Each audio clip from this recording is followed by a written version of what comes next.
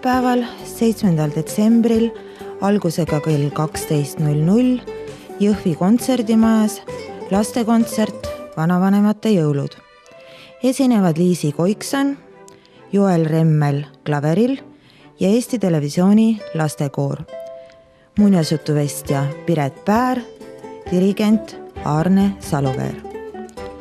Neljapäeval, 7. detsembril algusega kell 19.00 Jõhvi kontserdimajas Itaalia pärimusmuusika ansambli Canzoniere Grezzanica Salentino kontsert.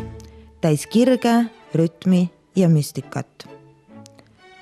Reedel, 8. detsembril algusega kell 17 esitleb Jõhvi Keskraamatukogus oma raamatut Mees otse ja ausalt tuntud blogija, maailmarändur ja endine profikorvpallur Jesper Parve.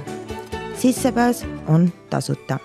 Pühapäeval, 10. detsembril algusega kell 17.00 Jõhvi kontserdimajas filmi- ja vestlusõhtu Sõda.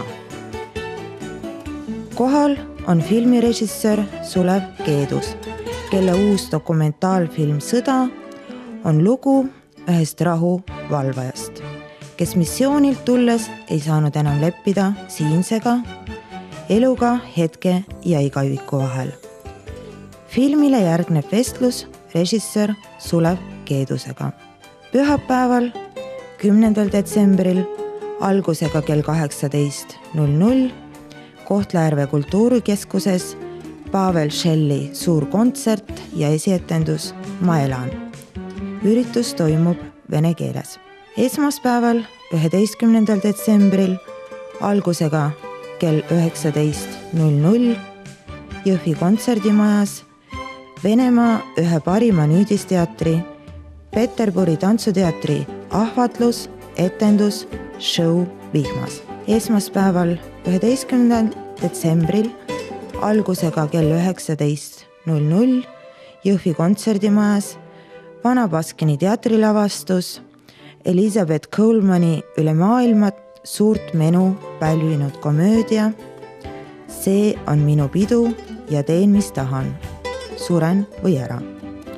Lavastaja Ivo Eensalu. Teisipäeval, 12. detsembril Kiviõli rahvamajas algusega kell 19.00 komöödiateatri etendus Absurdikomöödia Elagu eurotoetused. Kolmapäeval, 13. detsembril algusega kell 16.00 Jõhvi kontserdimajas VAT-teatri etendus Palltänava poisid. Kaasahaarav lugu räägib Ungari noorukitest, kes mänguplatsi lahingutes kannavad ideed kodumaa iseseisvuspüüdlustest. Sihtgrupp alates 12. eluaastast.